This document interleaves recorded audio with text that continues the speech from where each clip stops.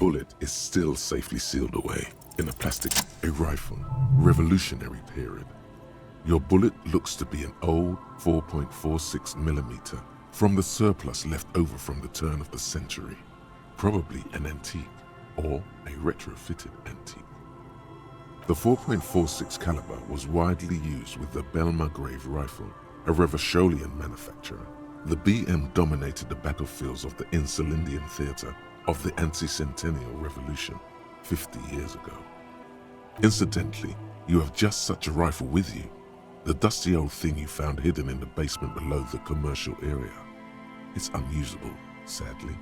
If it were, the bullet would probably fit the chamber. No, but Zeliger, a major firearm manufacturer, ended up with a surplus after the war, so there are still a lot of these old military rifles floating around, usually broken. The antiques enthusiasts, guerrilla fighters in distant countries, a few lucky jamrock bangers, you're looking for the same thing you found in that hidden weapons cache. What are you thinking? Bullet? Okay, and? An antique. That makes sense. There can't be many breech-loading rifles floating around in Martinez or anywhere in Ravachol, really.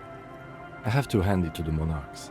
It's quite admirable that they took the advice of criminologists last century and banned the use of breech loaders in peacetime. Some new RCM recruits get impatient with their muzzle loaders once they've trained with military-grade weapons, but they realize it's worth it in the end. Prohibiting peacetime law enforcement to front-loaded rifles is a policy enforced by the Moralist International in all the nations of the Real Belt.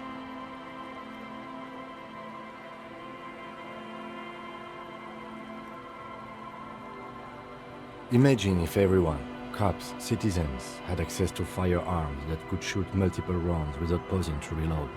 After the first shot, the second, third, and so on come much easier. I don't have to imagine. But back to the investigation.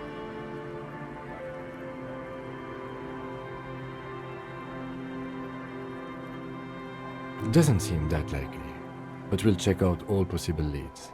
Next step, finding the gun itself.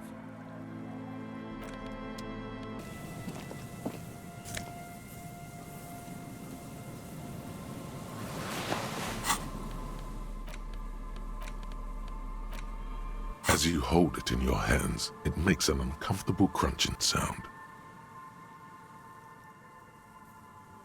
It's a sordid, filthy tale, not for the weak. Are you sure you can? Some secrets are better left uncovered. Don't even try. It occurs to you that you're not even holding the jacket itself, but rather the thick crust of jetsam and seagull shit that ensconces it. It smells like a dead sea creature, tangled in grey strands of seaweed. It must have spent quite some time in the water before the tide deposited it ashore. Why? Why did you think about it? Look at your hands. They're covered in muck. What? No. Then it'll just be on your pants. This is a disaster. You'll never get the smell out. The remaining windows rattle from a strong gust of wind. They're covered in a thick layer of grime. They must have been like this for 40 years. Dripping water falls from a high place. All you can see is the shadow of a collapsing staircase. There's rust and corrosion on the bars. They're foaming with it. And a small layer of white salt from the sea. No, I won't even try. You know,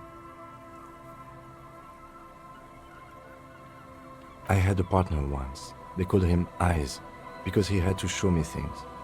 It's that bad. Well enough, actually. It's odd how that works. I'm no sharpshooter, but I passed my shooting courses 7 out of 10. As you approach, the man turns and greets you with a polite wave. Ah, super. It's the officer. I was not expecting to run into you again, but things have a funny way of turning out, no? What brings you down to the scenic Martinez coast? Well, that's très simple. I was visiting the fishing village just north of here. They have applied for a series of microloans to revitalize the old market. And well, I wish to see the situation firsthand. And then, well, I had some extra time on my hands, so I decided to stroll down here. It's quite peaceful, isn't it? Yes. There's nothing like a stroll along the coast to lift one's spirits. Really? Here? How can you be sure?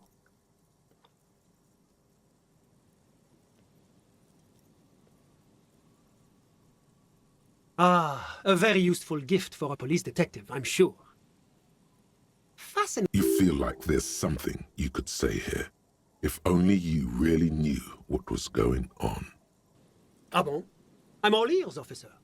My friend, if it's la responsabilité you're after, I have good news for you. There's no need to form such a committee, because it already exists.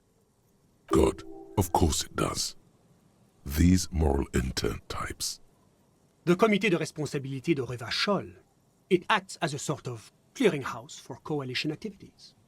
To put it simply, they are the ultimate arbiters of la responsabilité in this part of the world. Yes, this is just the sort of reasonable authority you're looking for. I would offer to connect you with the committee myself, but alas, I am not actually in Martinez. What? Where is he then? He's speaking figuratively. He means he's not in Martinez in his official capacity.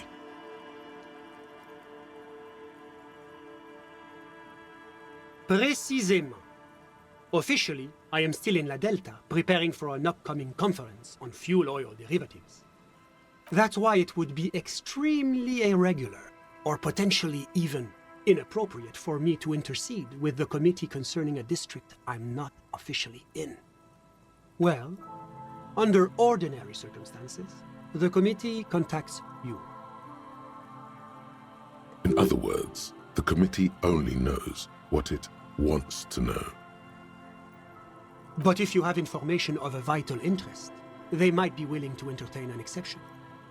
In which case, I would advise you to contact them via Coalition Warship Archer. You see, in addition to being an airborne artillery platform, Coalition Warship Archer is also the linchpin of the Coalition's surveillance and communications infrastructure in Revachol. And listening! It has the most objective vantage point in the entire city. Not to mention a vast array of radio, photographic, and meteorological monitoring instruments. I find it a great comfort to know there are benevolent powers watching over all, in strict accordance with the Wayfarer Act and the Bristol-Mune Conventions. This is quite the problem. Very tricky. Of course, the Archer has orders to fire on any unidentified aerostatics that might approach it, so it might be safer to get in touch from the ground. But in that case, you would require a radio transmitter capable of broadcasting on coalition frequencies. And that kind of technology naturally isn't typically available for non-coalition use. Yes, it is a bit of a conundrum. I suppose there might be some way to circuit bend your way onto those frequencies, but you'd have to be one of those techno-tinkerers to do it. Unfortunately not, no. I don't have the pleasure. I am merely a representative of the coalition government, not very well versed in technology. But you? Sounds like something that programmer we met in the church might be able to help with. Let me just say that I have complete confidence in the RCM. I'm sure you'll figure something. Always my pleasure to be of assistance to the RCM. Godspeed, and if we don't meet again, bonne chance.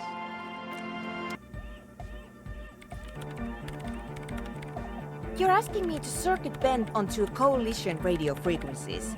You want to know, is it possible? Probably. But is it a good idea? I'm not so sure. The main difficulty will be finding an antenna powerful enough to reach those frequencies. Unfortunately, you can't exactly buy mega long-wave antennas off the shelf. She's not joking. Even the RCM has to receive special approval from the coalition to access that kind of equipment. I highly doubt it. That tower is barely able to transmit shortwave signals across the bay. To generate megalow frequencies, we're going to need a much larger antenna. She has an idea, though.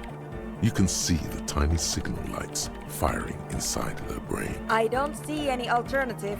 We're just going to have to build the antenna ourselves. Yes, from a technical view, it's not even difficult. The difficult part will be finding the right location. We need metal, a lot of it. The taller the structure, the better. Something that is both prominent and easily accessible. If it's near a power source, even better. Close your eyes. Unfold your mental map of Martinez. It's morning. You're standing on the plaza before the whirling in rags. You turn around. The morning sun is blinding. You bring your hand to your brow, and a great shadow materializes before you. A towering beast, frozen in mid-air. The dead king and his horse. It could work. We'll need an adequate power supply and a great quantity of cable. If we connect the cables to some of the stranded lorries, we could theoretically increase the antenna's wavelength exponentially. Whatever ambivalence she had about your project before, she's now fully engaged in solving this technical puzzle. It's completely ridiculous, but I believe we could transform the entire roundabout into one solid fractal antenna. A note of awe in her voice. She's shocked and pleased by her own audacity.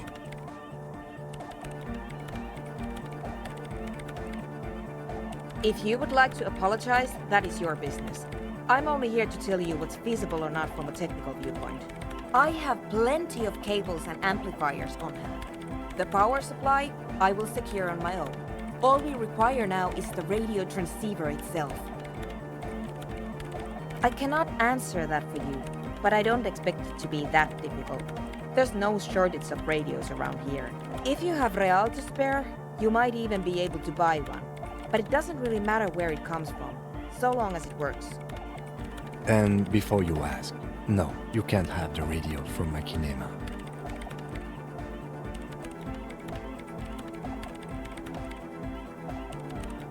Certainly, though it requires a fair amount of technical finesse to remove them. Frankly, it's not worth the bother. Just find a regular radio. That sounds like a perfectly adequate radio. In the meantime, I will gather the rest of the materials. We will meet back here when you have it.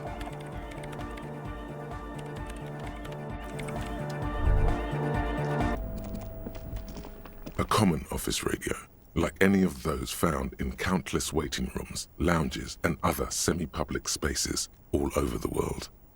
There's usually a little switch somewhere. Ah yes, it's the one that says release. The lock disengages with a nice click. You may now safely remove the transceiver unit. There's nothing obviously remarkable about it. It's about the size of a common pasta box, with knobs of molded plastic. What else is there to say? If this transceiver were a person, it would be an accountant at a large logistics firm. Perfectly competent, but unexceptional. Very good. Let's get going then. The transceiver appears glad to be of service. You've surprised me more than once during the course of our investigation, but I have to say it still seems like a remote scenario. With its transceiver gone, the radio has ceased its persistent buzzing. It is as silent as a headstone.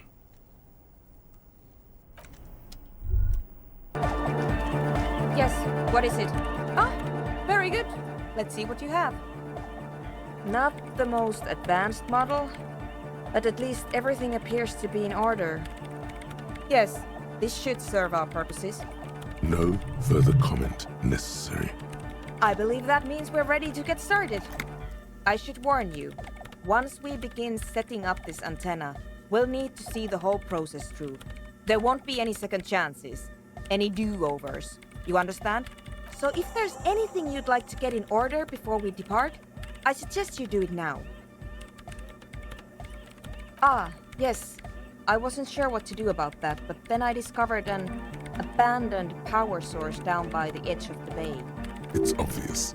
She's referring to your half-sunken Caprice 40. Oh, yes. I did notice that it was covered in police livery. Then you already know that the carriage itself is irreparable, but the rear-mounted engine seems to be in fine working order. My intention is to run a power cable from the engine up to the antenna. It won't last forever, but it should give us enough time to establish a connection with Coalition warship Archer. That's up to you. At a minimum, I would make sure you are physically and mentally prepared for an intense and difficult process. Once we begin, there can be no interruptions. At the very least, you should make sure you're wearing a good pair of gloves. Radio engineers typically carry overpriced solvent sprays to clean the antenna connections. But in a pinch, some common ammonia works just fine. Finally, there's the question of stimulants. Some people prefer to keep legal amphetamines on hand to help with their work. I'm not one of them, but they do exist. It is possible that technical fields attract a certain kind of personality. I haven't given it much thought. That's fine. Return to... Yes, what is it? Very good? If you'll help me with some of this equipment then. Back across the water then. At least we are getting our exercise in. If you'll please carry that amplifier, officer. And if you'll take that spool of cable, we should be able to move it all in one trip.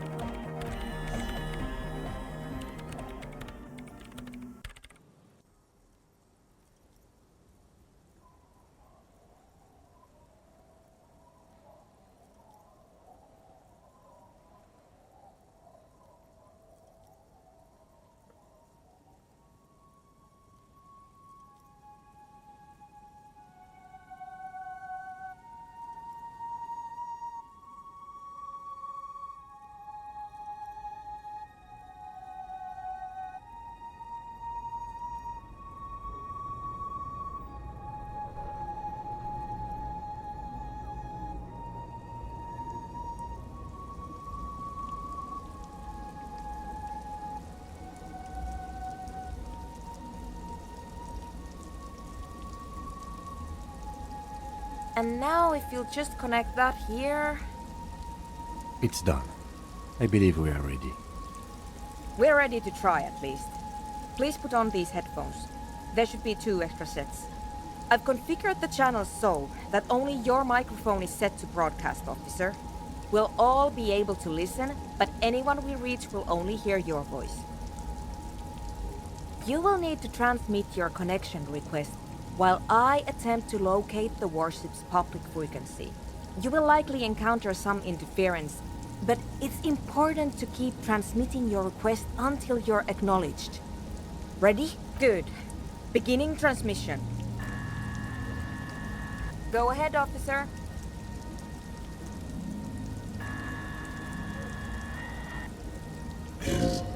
Is there anybody there? The lieutenant looks up at you with a nervous glance.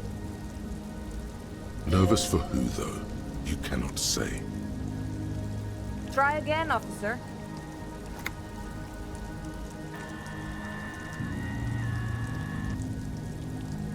Perhaps you're simply imagining it, but it seems as though you're learning to pull apart the fibers of this auditory felt. You focus on one strand in particular, one that sounds very nearly human. Nein, Liebling, das lasse ich nicht zu. Die kannst du unseren Jungen bloß auf einen dieser Dinger nach Bredefort schicken. Marianne hat mir erzählt, dass Oscar nicht mehr, seit er auf einem Luftschiff aus Grad zurückgekommen ist. You can't make out a word of this gibberish.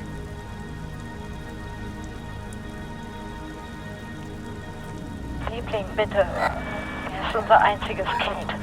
Er kann doch auch nicht... Keep trying, officer. We'll... Again? It's gone now. I didn't say anything, detective. That's cool. Someone has been maintaining it. The wiring has been repaired. An uncomfortable silence falls over the connection. It's been a long winter. Long and cold. I can assure you it's not my twin brother, though it certainly does sound like me. I can't say with certainty, but it sounds very much like entroponetic crosstalk. It happens sometimes when sending transmissions across long stretches of pale.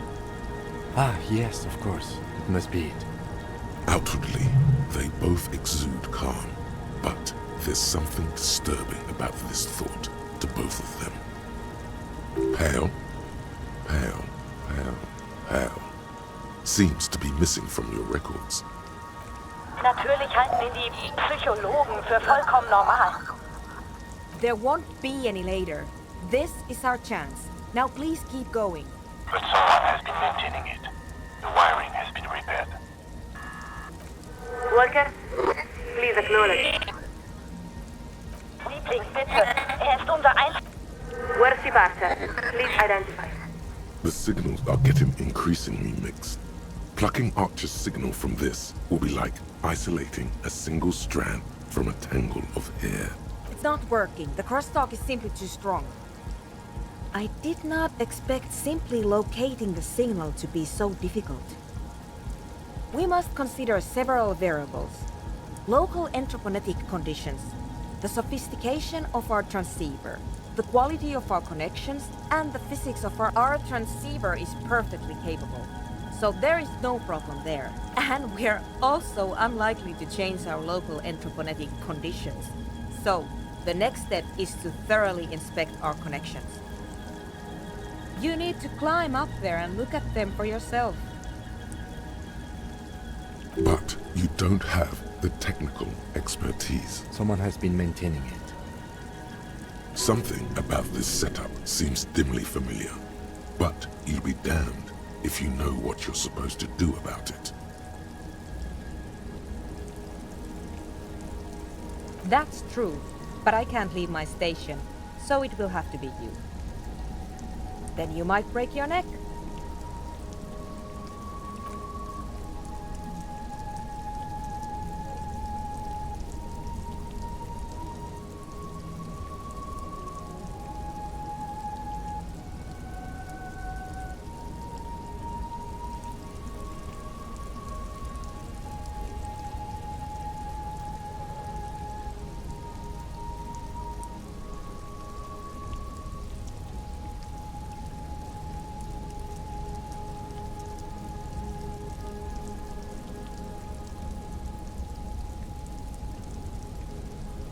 Your gloves give you a solid grip on the metal bar. This feels pleasingly familiar. You don't exactly cut a lithesome figure, but after several moments of scrambling, you manage to hoist yourself atop the monument.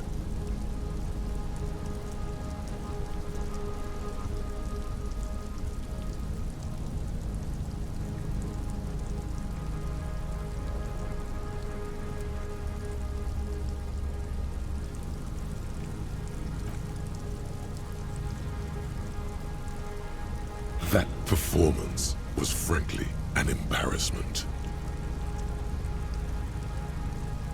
The connection itself is nothing more than a little braid of exposed wire wrapped about the hoof of the horse. A copper fetter it cannot slip. The whole monument is covered in a thin but durable layer of oil and grime. It's obvious no one has cleaned it in years.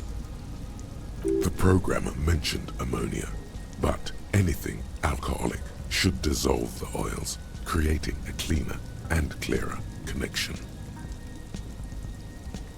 It takes a few moments, but the alcohol gradually begins to break down the oils surrounding the copper wiring. Is this really the time, detective? It's all right, Lieutenant. He's simply cleaning the connections.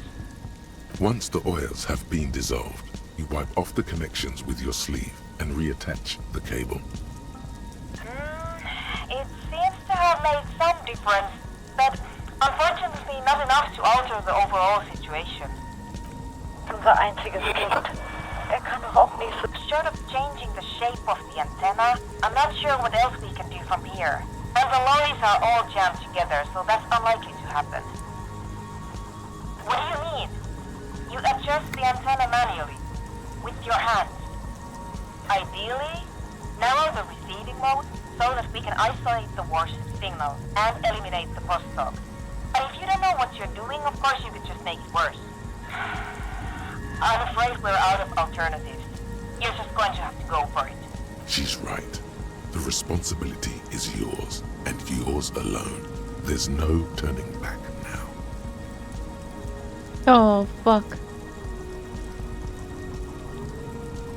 You are face to face with Philip III. The Bronze King looks toward the west. Something about his features seems bizarrely distorted. Not intentionally. It's a matter of perspective. The king was never meant to be seen from such an angle. This faithful steed is in nearly as poor a condition as its rider. The sky is grey and overcast. Somehow, the raindrops seem to fall more slowly from this angle.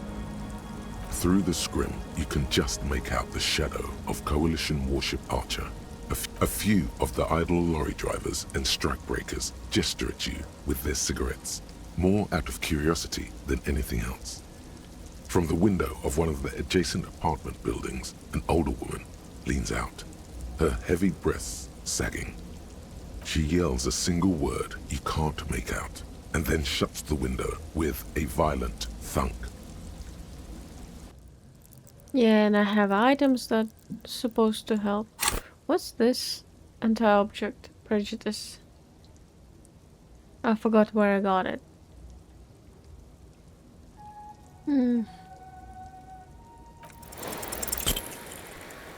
That's a fuck up. Hope I don't die.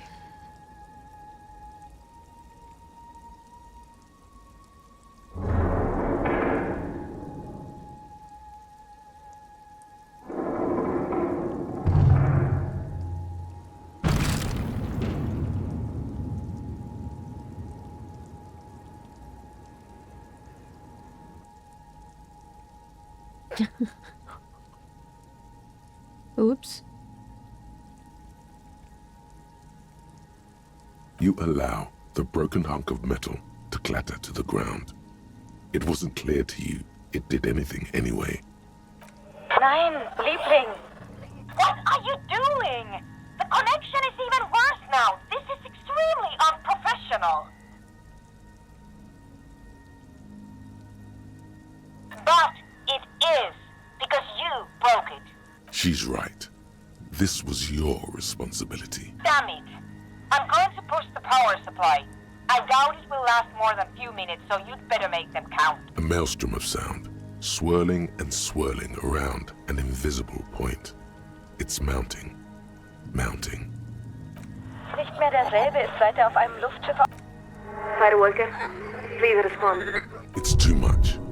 Your eardrums are throbbing, about to burst. A long winter, long and cold.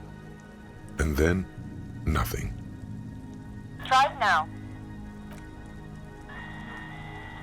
This is Warship Archer. We are acknowledging and accepting you. Though we're still getting quite a bit of interference. This is the best we can do. I suggest you get to your business quickly. I doubt I'll be able to maintain even this connection very well. There is so much you wish you could ask, but you probably only have time for 1 or 2 questions before the signal is lost. Please be advised that you are speaking on a public frequency. What is your request?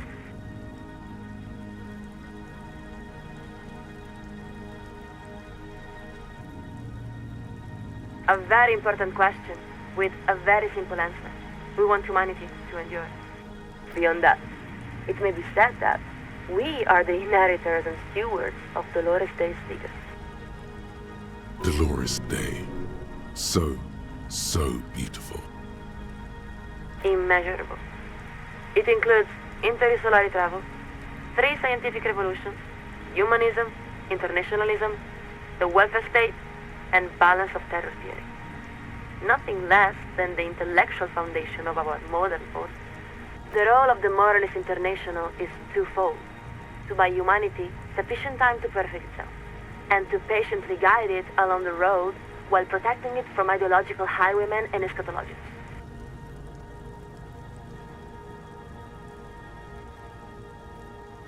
It's an elegant idea, one of the cornerstones of the modern era. In short, it holds that durable, lasting peace is possible when the major powers are capable of inflicting unacceptable and irreversible destruction upon one another. Because no rational state is willing to accept the risk of such a calamity befalling its own people. All powers are incentivized to de-escalate conflicts before they reach the point of no return. A state is like any other living thing. It wants to survive and grow. A state that doesn't value its own existence is not a state at all.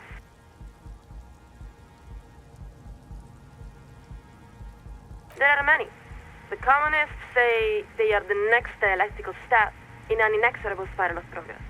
They claim to have resolved the inherent contradictions of moralism and believe they're just one revolution away from establishing a humanist paradise. The fascists say they are both the ancestors of and the successors to Deloreanism. In other words, they believe that Dolores Day's reign simply represents a glorious phase of expansion within a greater Franco-Nigerian heritage.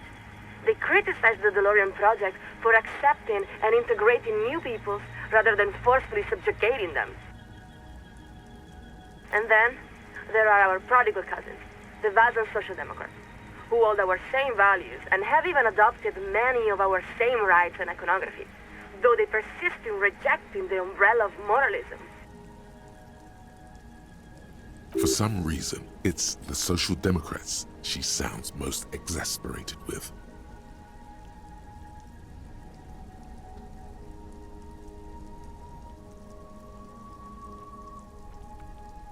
We don't resent them. It's more that we are disappointed that they have chosen to emphasize certain points of dispute over broad areas of accord. She speaks of them like a family member she's abandoned hope of ever maturing. But of course, they also remain dependable partners in a number of centrist governing coalitions. The RCM exists under the umbrella of the coalition, just as the coalition exists under the umbrella of the Morale Interne. At the same time, the RCM is not exactly of the coalition.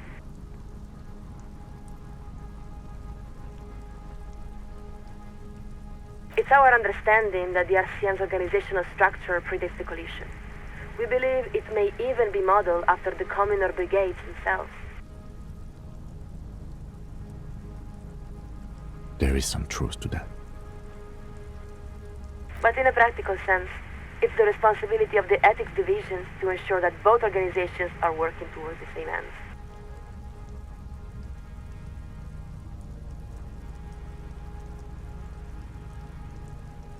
One now committed to upholding moralist values. Strange, isn't it?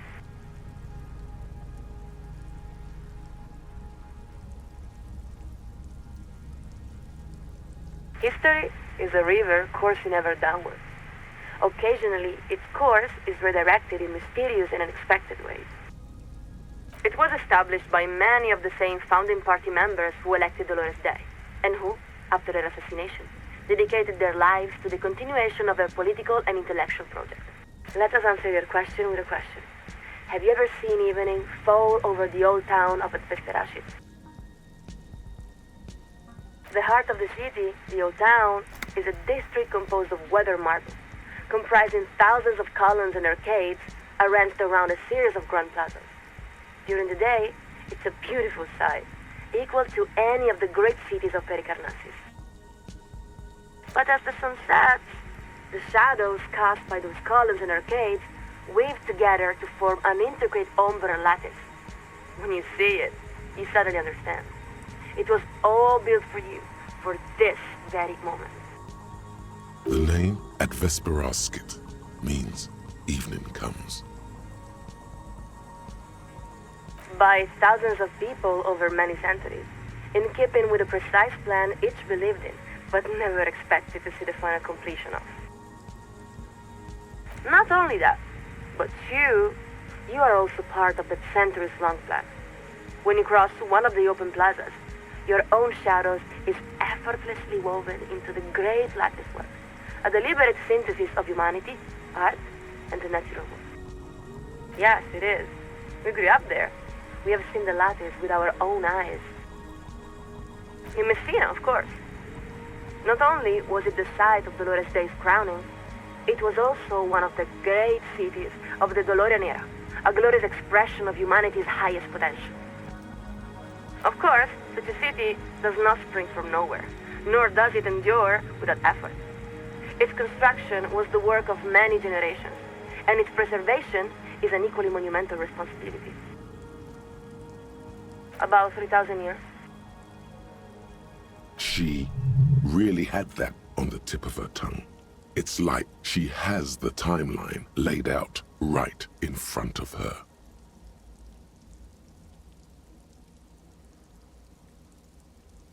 It does, doesn't it? And yet, there remains a great deal to be done in that span. I'm not joking, officer. I'll only be able to hold the signal open for a few more moments. What you came here to ask it now. Is everything all right?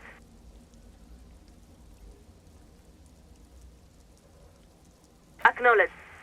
To reach the committee, all you need to do is fill out the appropriate request form and submit it to the Liaison for Public Affairs. If the liaison accepts your request, you will be invited to address the committee at their next quarterly public hearing. We believe the next hearing is scheduled for July. Not a problem. If this is a time-sensitive matter, you may file an emergency address request with the Liaison for Public Affairs. They typically respond within a few weeks. We're afraid that is quite impossible, Walker. We cannot transfer you to the committee because we are not entrusted with that responsibility. We are simply the second signaler. That is the nature of the command pyramid, yes. Most modern organizations work in a similar way, even the SCM. This line of argument is quite pointless. You should abandon it. What part of need to reach the committee doesn't she understand? Time to lay it all out.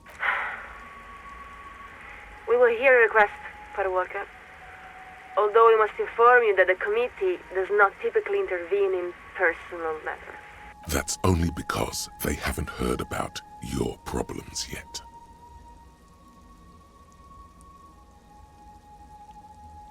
So, you're experiencing acute memory loss. We don't see how this is the committee's business. Good God, here we go.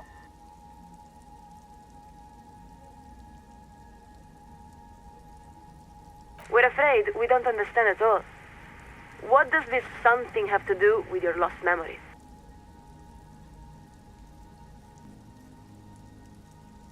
Unfortunately, we cannot accept your request.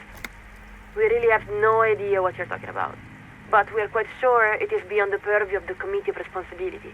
Now, please excuse us while we update the receiving frequency. This connection will be cleared in 4, 3... Quick, hang up on her first.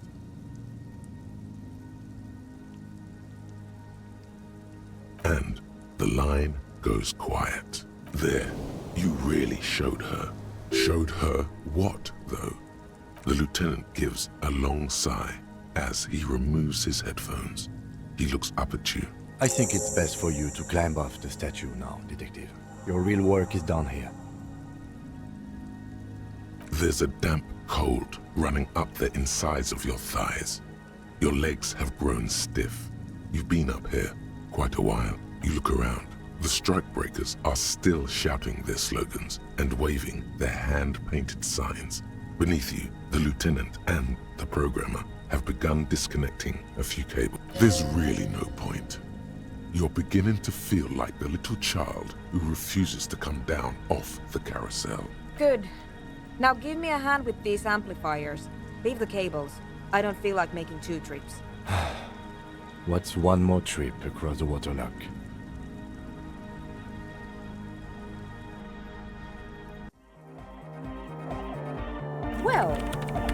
this was an interesting collaboration. Really? I do not think we were all that successful. But maybe the RCM has a different definition of success. In any event, just leave that equipment here.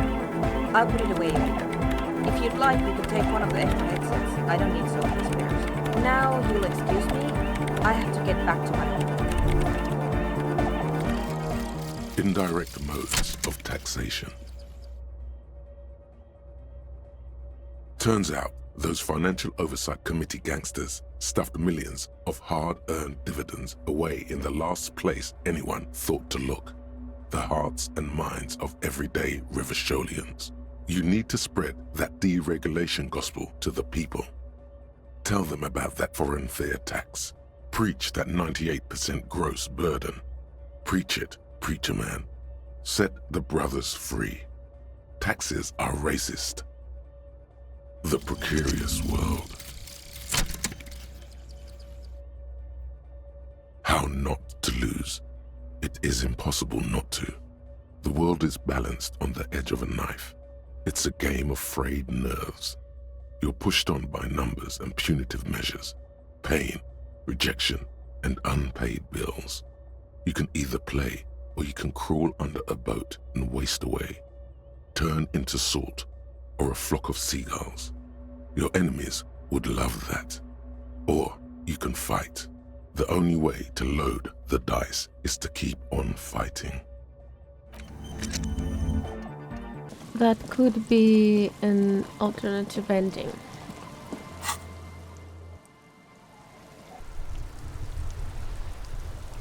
But it's fine.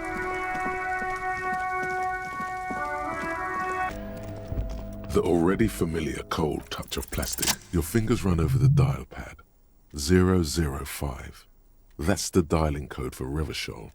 4952, and a moment of hesitation before entering the final numbers. Calling. Calling. Still calling. Then. Video Revachol, 24-hour video rental. We rent 8 and 10mm film for home use. This is Lamy. How may I help you? The voice of a youngster on the other end sounds as enthusiastic as that of a man walking towards the gallows. Video Revachol is a 24-hour video rental. We rent 8 and 10mm film for home use. This is Lamy.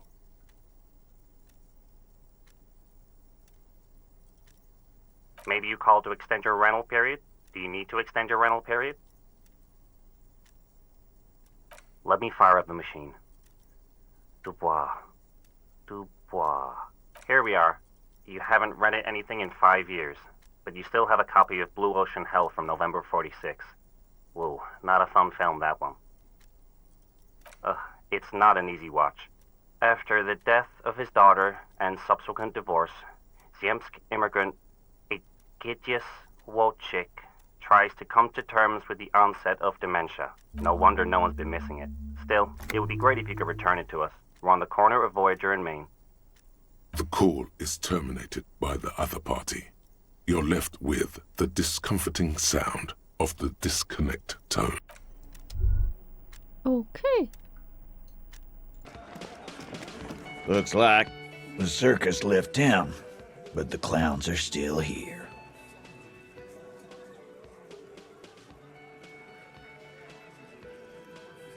I did everything, I think.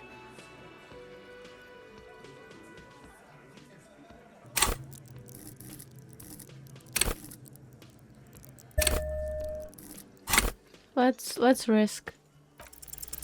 As you look around this room full of sweaty men, swearing, drinking, spitting out tobacco, does this look familiar? You believe the place was called Precinct 41. It was also filled with, almost exclusively, men, sitting on desks, talking shit and wasting time. Huh?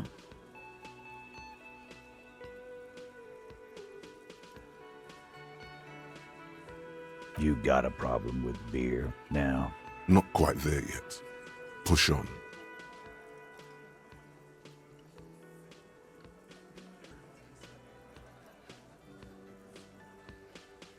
Speak for yourself, buddy. We've been giving a shit for 10 years. Martinez was a dump before we put this outfit together. They don't know, man. They weren't here. We had 3 shootings a week, kids dead, fucking graffito everywhere. You cops haven't shown up since the 30s. Congratulations on the graffiti removal. All I see is you sitting around talking about Monica's titties while there's a rape victim. So what? What do you want from me? We took care of that fuck. Don't let him drink that. One more push, quick.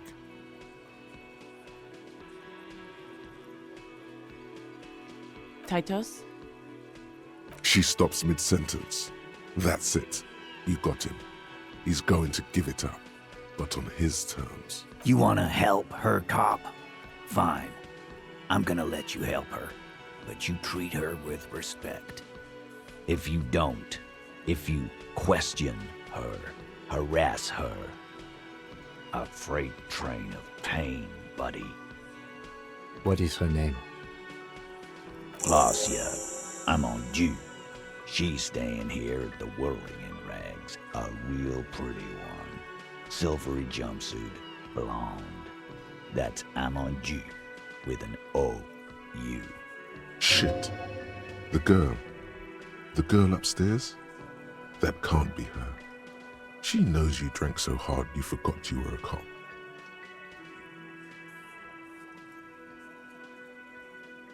Yeah, blonde, tall, 2 rooms over from yours. Wow. You inexplicably add cool after the victim's name, with your eyes bulging like some wild beast.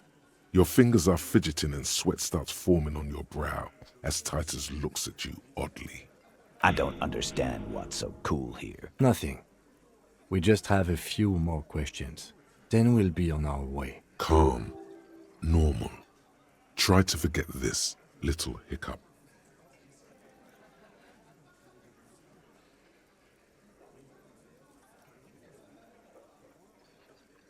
Remember what I said.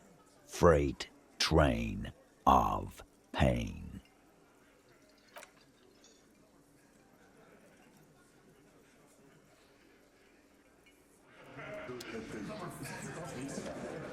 Officer, what was that? You looked strange when he mentioned the assault victim's name. Do you know that woman? Is there something I should know before we talk to her? Whatever you do, don't say the first thing. Understood. You were not in good shape on Monday. Okay, that's manageable. So she overheard you, or did you party together? Anything else? That's clearly your interrogation technique. Anything else? We'll be all right, Lieutenant. This is nothing. Is it though? Nothing? You're still in for a bumpy ride here. Try not to mess it up.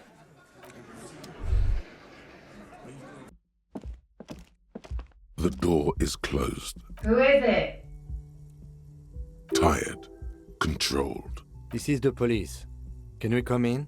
Come on up. The door is open. Sounds like it's coming from upstairs somewhere. You could snoop around before going up.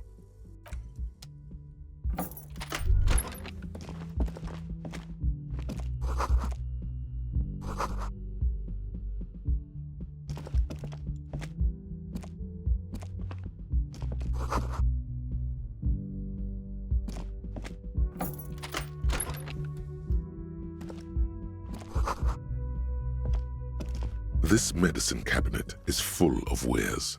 Sheets of pills, haphazardly stacked, one on top of the other. There's also a toothbrush somewhere in there. Pharmaceuticals line the shelves, sheet upon sheet of pill bottle. Anything of note? Pill bottles rattle like bones as you search the cabinet.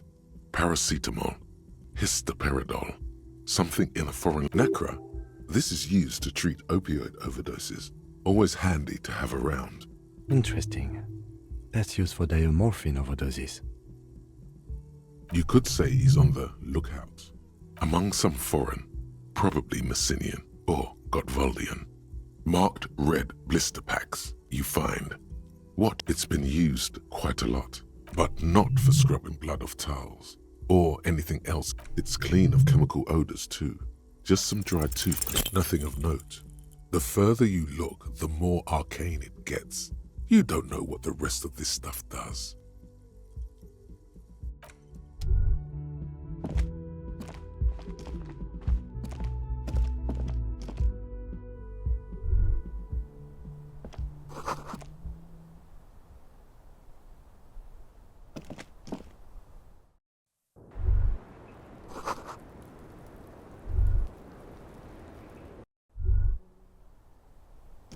This window is pristine on the inside, unlike the one next to it. Light from the desk lamp reflects off the glass in an untarnished golden halo. Smooth as ice, there are spots of mud and rain on the outside, even smudges. But the surface of the window is clear from the inside. No chips, no hairline fractures. Following your lead, the lieutenant leans in closer to inspect. Looks like it, yes.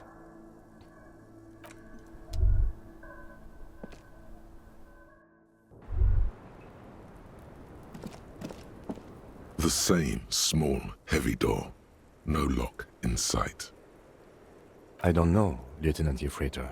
It is not the first closed door we found in this building. There is also your mysterious blue kitchen door. I don't know. The further we get, the more this building seems to be tied to the case. The vigilantes, the cadaver, and a number of people connected to the case are in or around this building. This door is part of it. It's not unimportant. It's barred from the inside. You hear the bar rattle in the brackets. Sounds like it's heavy too. Very sturdy. Must be something valuable inside to go through the trouble of protecting it. The door is very sturdy indeed.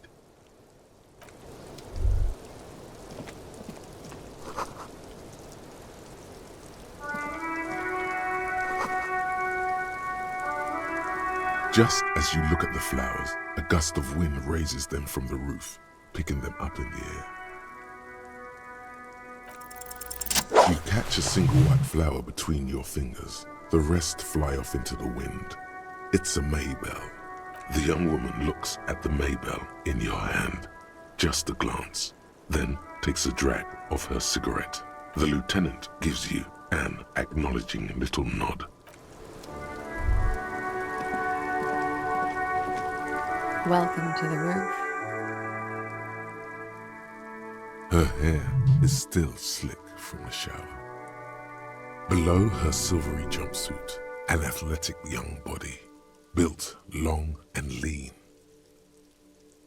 I'm sorry for the mess down there. The cleaning lady hasn't come by in days. I'm beginning to wonder if she ever will. It's much nicer now. Where the dead body used to hang, clearly visible from the roof, but no longer. Thank you for that, officers. Truly. Oh yes, legends of room number 1 have made their way around the building. They say a portal to hell has opened in there. They also say it's why the cleaning lady quit. I'm Kim Kitsuragi. I'm a detective from Precinct 57. I believe you have already met my colleague from Precinct 41. Have I ever? This is the biggest fan of ostentatious orchestrations I have seen in my life. And I have seen a few. Oh yeah, life gets hard, but we go on. The chorus of the 35 single, megaphoning the entire human race, instills you with the fuck it all swagger that prompts one to plow into grannies on your morning stroll.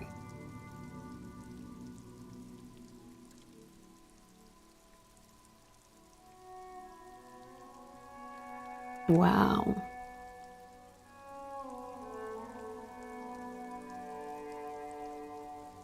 I assure you, he's not about to tear it up in any style. In fact... We'll show him.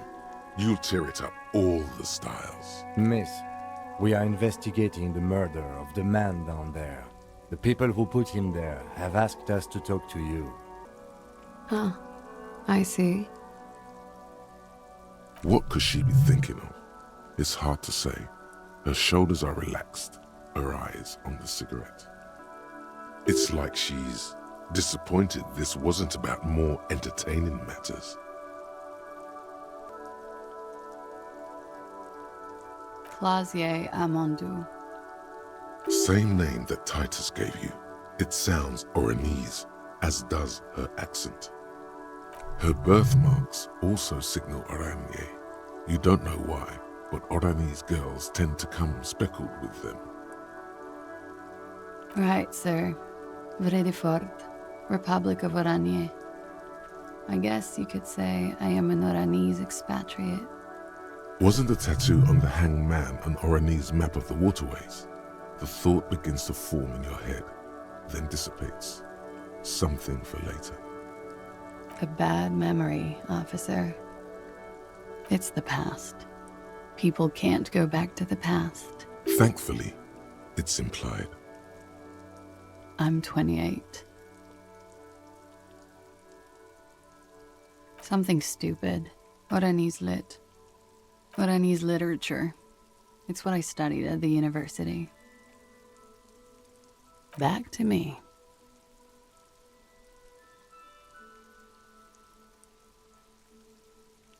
I'm afraid you can't. Why is that? Because it's buried in a sealed plastic bag at an undisclosed location on the coast, along with cash and airline tickets. Thank you for your candor.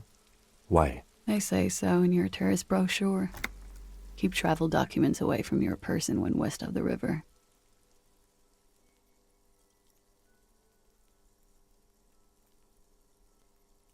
If I were to lie to you, I would come up with a more mainstream name than Clausier Mondu. It's a weird name. She seems to be telling the truth, sire. Okie dokie. If any of this made her nervous, it certainly doesn't show in her expression or her movements. The record. So official. Yeah, it's pretty deluxe. I'm wintering. How long have you been staying here? About 4 months. I came in November. The bills downstairs concur. Here in the Whirling, here in Martinez, or here in Revachol? I heard this is where the washed-up disco has-beens go.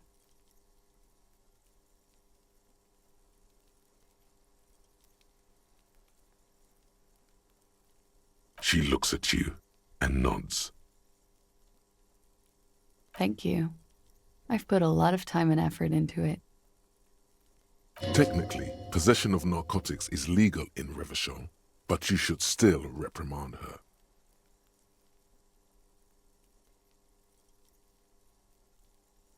With money, sir. It's not exactly the NT-star size caboodle I intend for it to be one day, but it's getting there. The Anti-Star is, or was, a vespertine rock and roll star who liked to do drugs. Comes in handy when you've done too many opioids. Is that something that happens to you often, miss? Better safe than sorry. Very funky. I have no idea, officer. It is.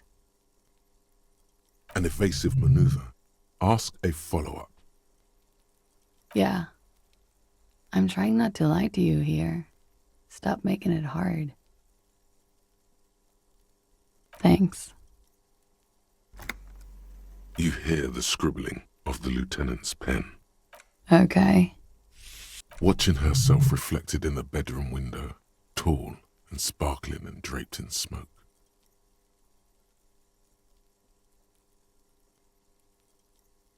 She looks at the dried petals in your palm, then lightly touches one with her fingernail.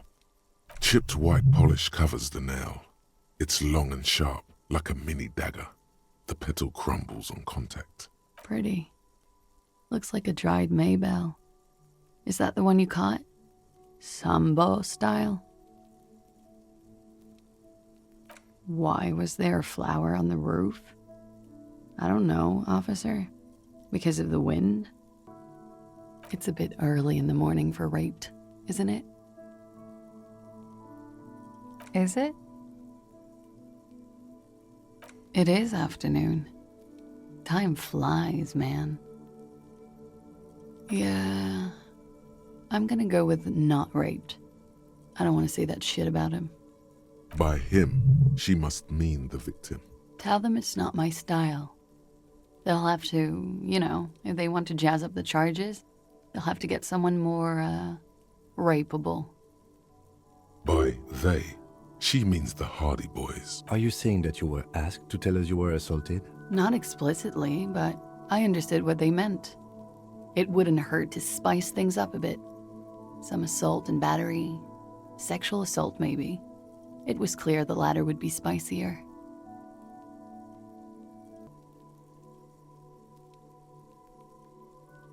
We partied.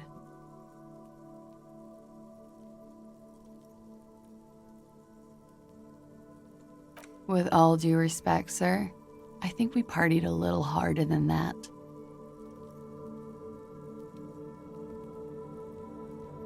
Oh, it is. You're still alive. What did you do when you partied? We drank, sir. A lot. For weeks, basically. We had that effect on each other. We made each other drink harder. That's why I liked him. What else? Stimulants. Speed also has that effect, making you drink harder. And then drinking harder makes you do more speed. It's quite the combination. We also had sex. Mm-hmm.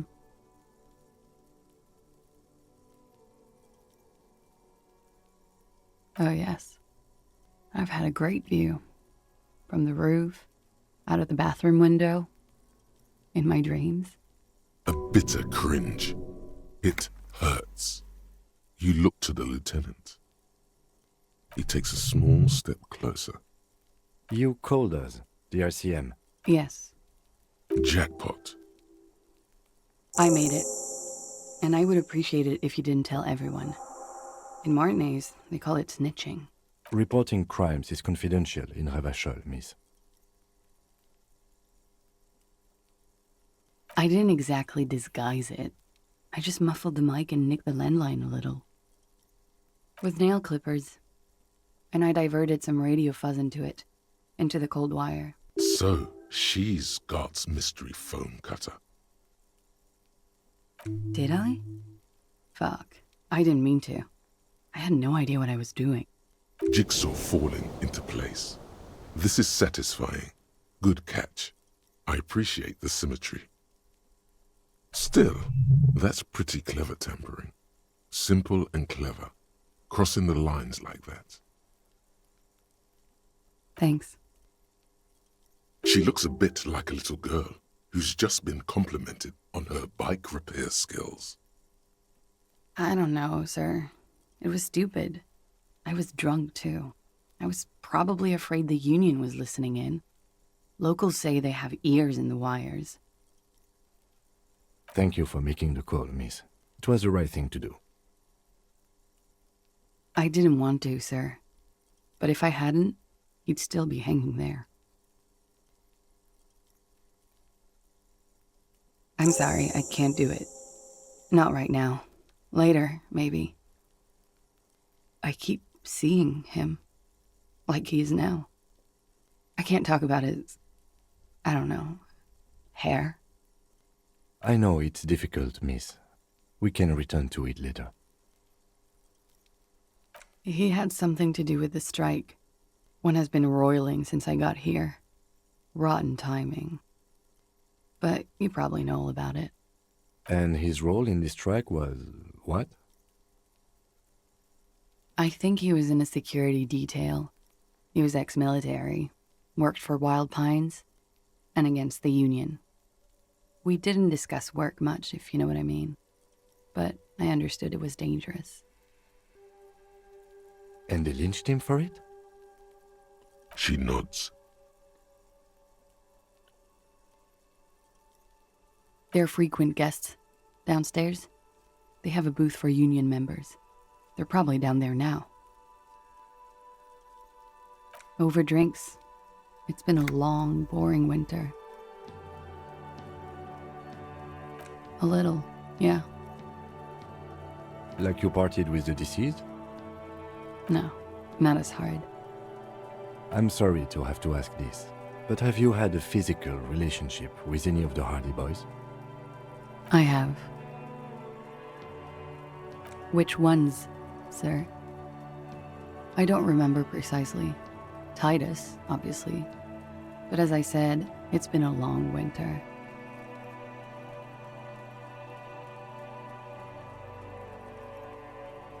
Bullet? They shot him too? I'm not picking up on any theatrecraft here, sir. The pause is sincere. They stripped his clothes and they shot him? You mean after they hanged him? I'm confused, sorry. So am I. Were you aware that he had also been shot, miss? Things are starting to go a little over my head here. I thought he was hanged. I was not present when they did it. I don't know what happened. I just know what they told me. And Sylvie, the bartender. This is beginning to get confusing for you too, and we don't like that. Where was she last Sunday night?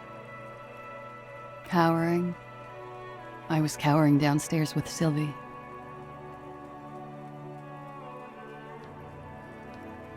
Pretty much. Warming them. I'm 89% sure.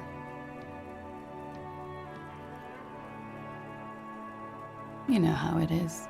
Do you? Maybe you don't. There are numerous cigarette burns on those silvery scales. Easy to see now that you're closer. In conclusion, officer, I'm gonna go with a mild to medium not raped here.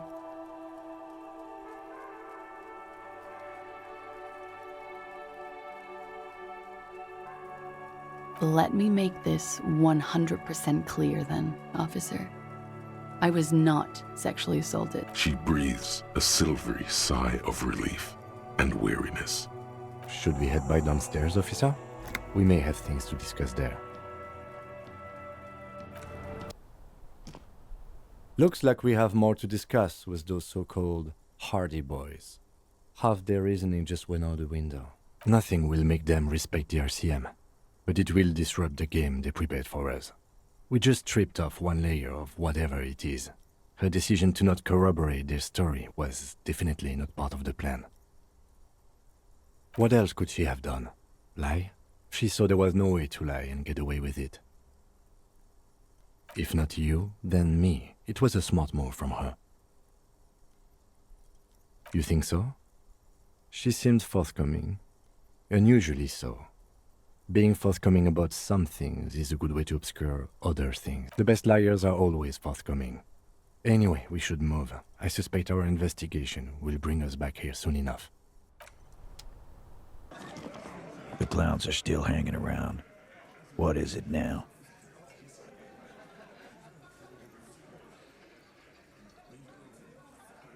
Fuck!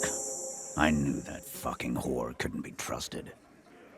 For the record, Titus Hardy did not explicitly specify the victim as a whore, nor did he say anything about trusting her. Oh, shut up and stay out of this, Liz. He raped her. He was out of his fucking mind. You have no idea. She's just in denial, asshole. You don't understand the traumatic experience. She's shutting down, and she doesn't fucking trust you. Yeah, she's crazy, you know. A crazy bitch. You know the type. She's fucked up. This is a diversion. Stay on track.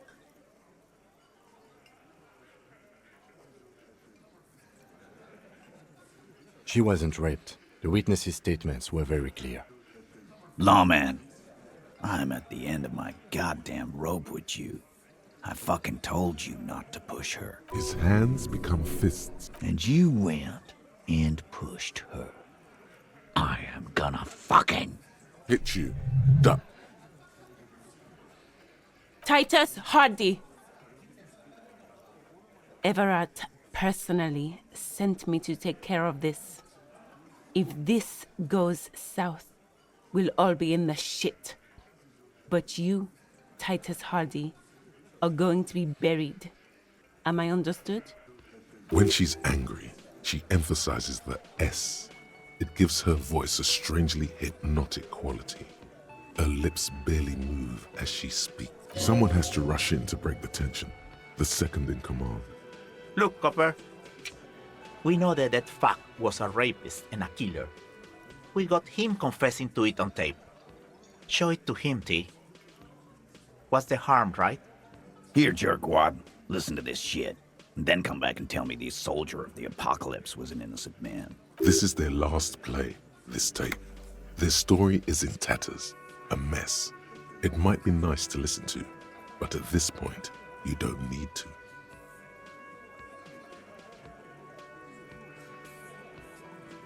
You don't care about evidence. The fuck are you a cop for, then? Pigs, T. They don't care about getting the truth. They care about getting convictions. They are fucking keeping a score on their bulletin boards. I won't be on your bulletin board. If you don't listen to the tape, we got nothing to talk about. There's a lot of questions.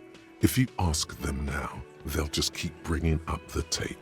Listen to it, and they'll have... Don't forget your tape, lawman. You do that. Oh.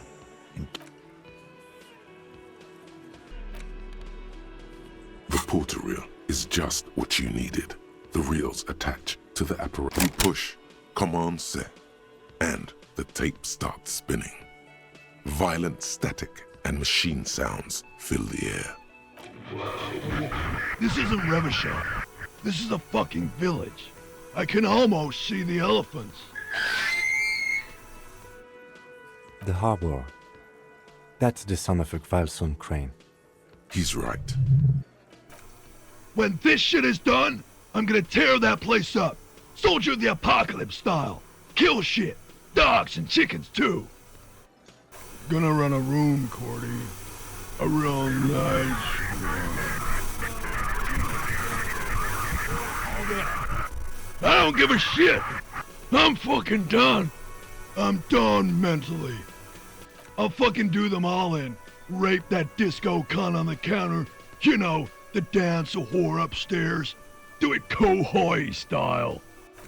Never did get that taste out of my mouth.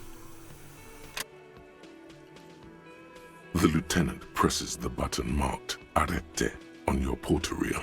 The tape stops spinning. It seemed authentic enough. Probably recorded off the shortwave, then edited to seem more incriminating. He sounded like he was on patrol around the harbor walls. Still.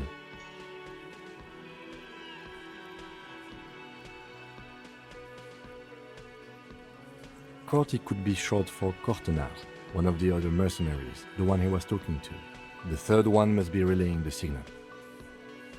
End of recording. I think we've got a few more questions for Classio, don't you? This seems to contradict her testimony, at least to some degree.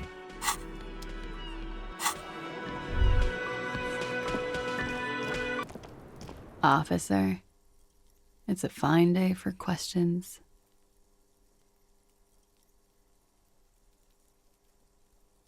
She puts her coffee cup down with a soft ring as the porcelain meets the metal table.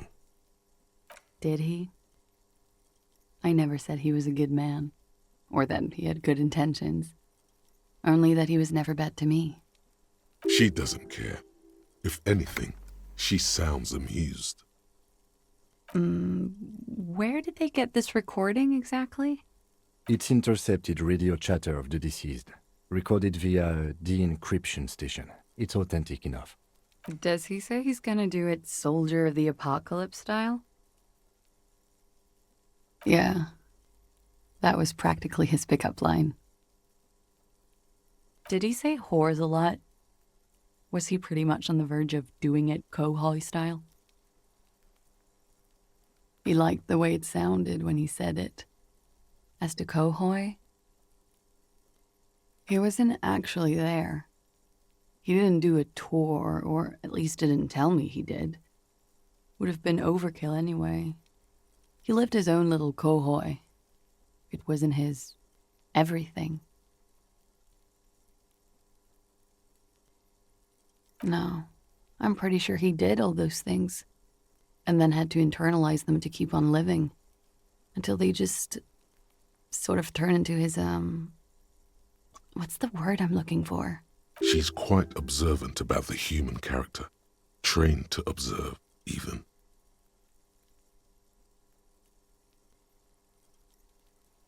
Running joke. I was gonna say running joke. And it sounds like you didn't even get the good bits.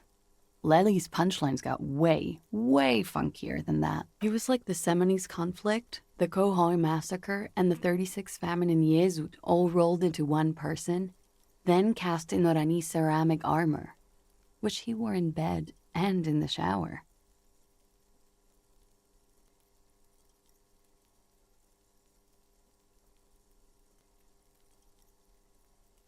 Afraid of what? That tape the Hardy Boys recorded? Your mother probably never told you this, but girls are evil. Had I the physical robustness and social support, I'd be in Kohoi. I would be tearing it up Soldier of the Apocalypse style. Did he tell you he had actually done any of those things? Here in Martinez, I mean? No. We were too busy laying waste to our own nervous systems to direct any of the fury outward.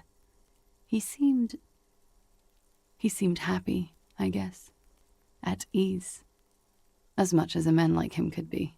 What kind of man was he? Before you go, ask for details. She seems okay to talk about it. Thank you for clearing that up, miss. Whenever you're ready. I'm interested to hear what Titus Hardy has to say now. She takes a very small sip of her coffee and smiles.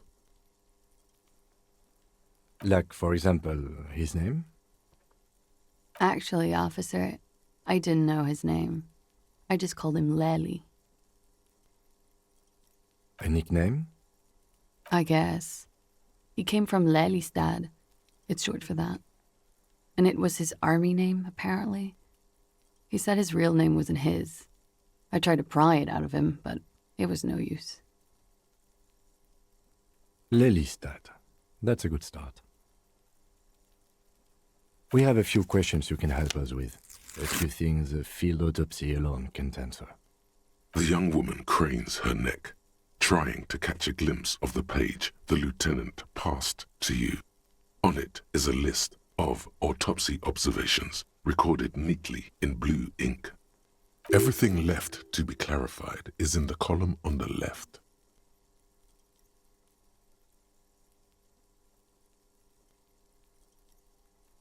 He was 42. 42? Are you sure? I would have had him above 50. He had many scars that made him appear older. But no. We even celebrated his birthday, like, some weeks ago. It was a funny 2 days. He had little reason to lie to me. Right again, officer. Points aren't good. Have one, you old dog, before we all die. Blue. Light blue. They were like little blue galaxies, you know? It was strange, seeing those eyes in his fucked up face. Pardon the swearing. I do him an injustice. He wasn't ugly. And he had a beautiful, soft voice. Very surprising, what with all the scarring. It was quite something, watching him speak. He had a combat wound on his chin and mouth? Yes. Severe. It made him look like half his face was cracking away in some strange smile. That and those eyes. Ah, yes. His hair, if you can remember? It was light brown, almost blonde. He darkened it with brilliantine, made it oily, not nice to stroke. I couldn't convince him to leave it alone. Oh, that. Sure, waterways. It was mostly for showing off to chicks, though. How? Imagine him lying in bed. Freakish musculature laid out on the sheets. Scarred, of course. Tattooed. The sheets are dirty for some reason.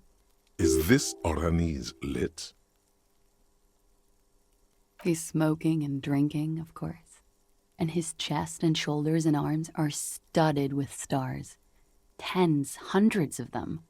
Maybe even thousands. And the woman goes like, "What was this, baby?" And he says, "That was too hardcore. Don't ask me about that." So she goes, "Okay, but what's this, baby?" And he's like, "Saw some bat shit there. Killed some loincloths." And so it goes. Star after star, port after port, third world country after third world country. And he's done horrible things in every single one of them. Oh, yeah. No, thank you. I've seen enough of him dead. I can tell you what they meant without looking at them. Go on. He was a blue-eyed boy with thick arms, from a small town. He was also poor, and the government of Orania needed some people killed, so they turned him into a grotesque killer. For money. He went to Killer Academy in Vredefort. Then he killed some people in the Seminine Islands. And on other islands, too. All of the islands. After this, he came to Revachol and got killed himself. It is when you're high. It can be very exciting then. You have the tools to deal with it. It's not a very nice story to remember when you're sober.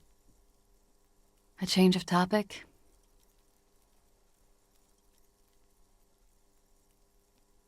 All right. Coolly, gracefully, she pours herself more coffee. Wait, stop. That man, bloated beyond all recognition, was 42? Below the damage, the weeks of decomposition, all the swollen indignity of mortality, he was 42 years old? How old are you? That's where this is going. 45,000 liters of raw alcohol has left its disfigurements. What lies beneath, you wonder? You could ask either one of them.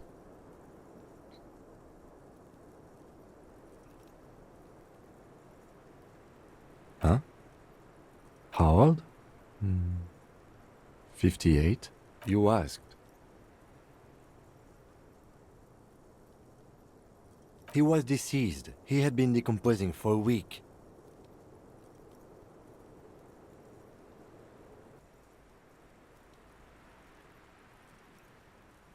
On the bright side, you've been getting a lot of exercise lately.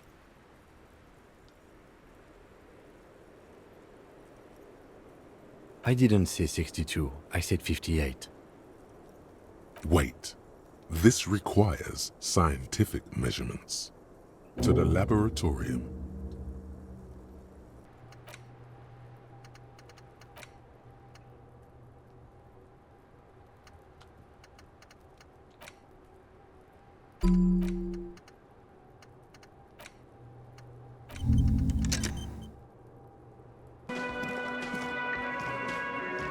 The clowns are still hanging around.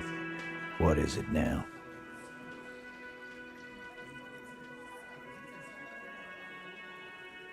And that fucking fucker. You're the worst cops in Revachol. I gave you gold on that tape. That fucker wasn't aimed at you. It was at her.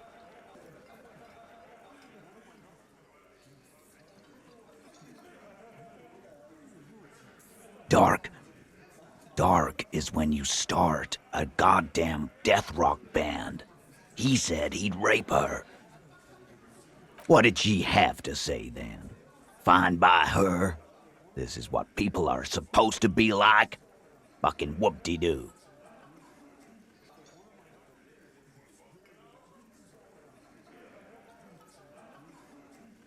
Yes. In fact, I think she thought it was a little funny. Funny?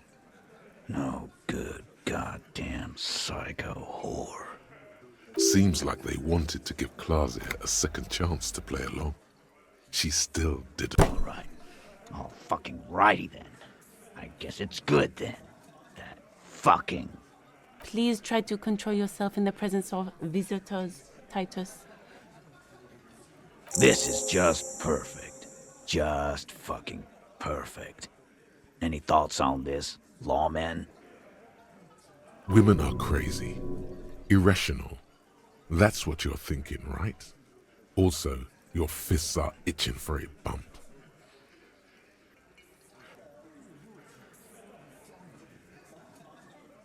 I already told you. We fucking hanged him. The man is slowing down. Looks like a bad blood sugar crash. He can't keep track of all the variables. Who could? It's getting harder and harder to perform one's part in this sordid play. All it takes is a nudge. Come on, Titus. We know you didn't hang him. He was shot. I know you're tired. So am I. Why don't you just... You know what? I am tired.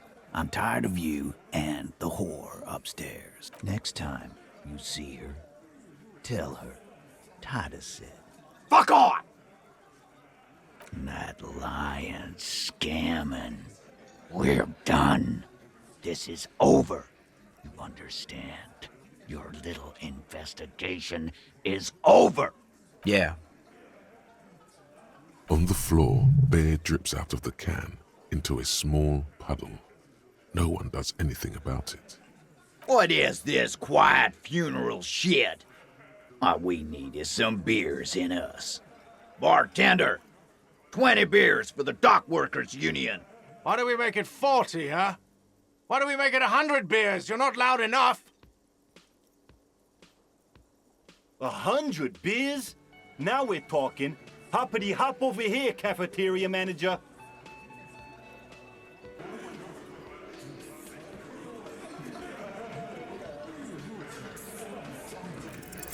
Convince Titus he's being manipulated. You should know by now. Titus Hardy would never falter. But you know someone who might. Fat Angus, the powerful guy, Mr. All Muscle. The time has come. Put him in the pressure cooker. Just remember, it's about more than Klasia. It's about these men and Martinez. Their district. Their responsibility. Huh? He'll get it. Go on. Got it. Kill you because they don't like you. All because... Goddamn right. This is Union Town. You work for the company, we will kill you. Fuck, Dennis. We don't kill you if you work for the company. Half the harbor works for the company. Work for the wrong company, and they execute you.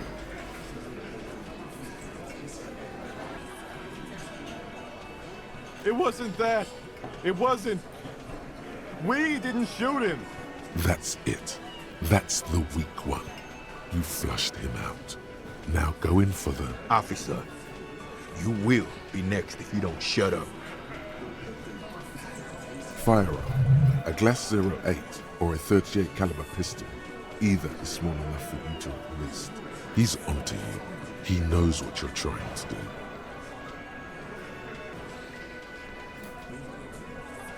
We didn't kill him. We didn't even hang him. He was dead when... Shut up, Angus! Fatty! Say one more thing to the cops and I'll...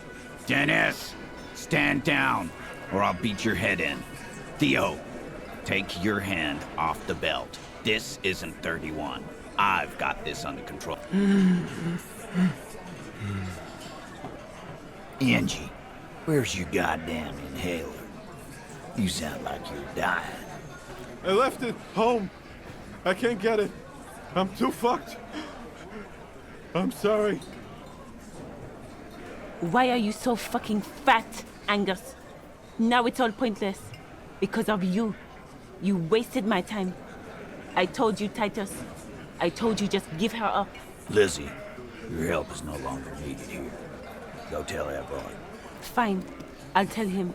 After a long walk along the coast. You're in. He's all yours. Questions?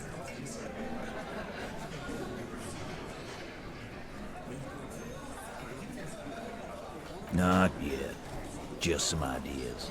She says the shot came from outside, behind the window somewhere. So that's a clue.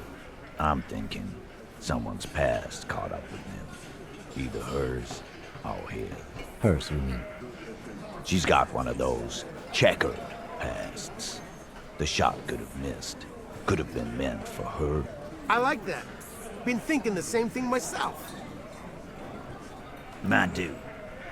One of those mercenary buddies of his could have done it. They got guns, training, years of bad blood, probably. Or it could have been someone else from Crenell. Tell you what I'd do. Check out the coast for vantage points. Maybe consult with a ballistics buddy of mine. That's what I'd do. If I wasn't too busy doing this clown dance with you. These theories, not bad. Don't buy either one, but still, this guy's not as dumb as he looks. Me too. He nods.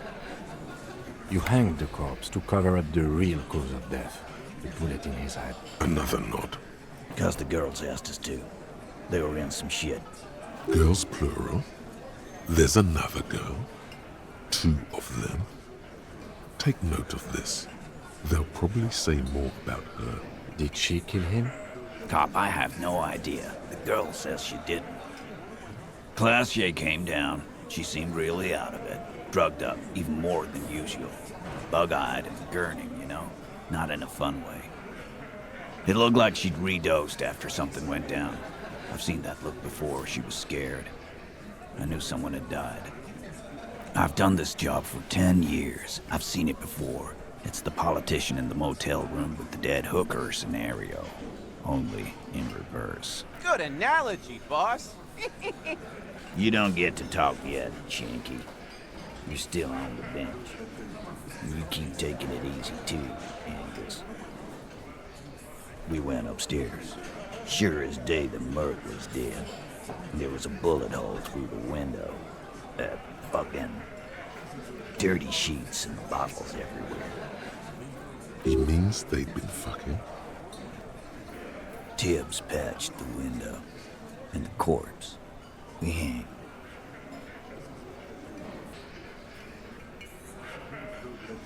Nah, he's my brother. He's in the window replacement business. Tibbs. That's short for? Yeah. Good man. Bet their father's name, Atticus Hardy. Lucretia Hardy would be their sister. Anyway.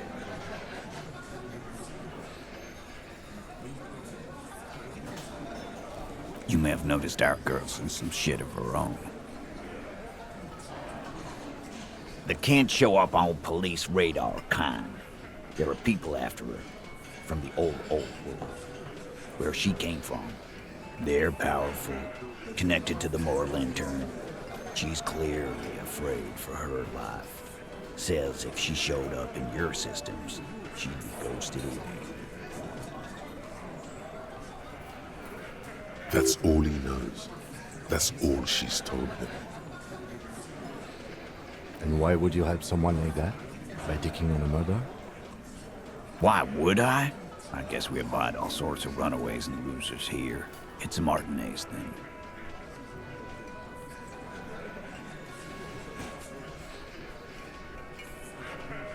In a manner of speaking.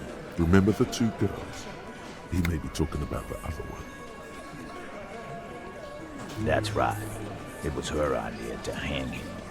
I liked it for political reasons. It sent a good message. The big guy turns to Glenn, who's about to say something.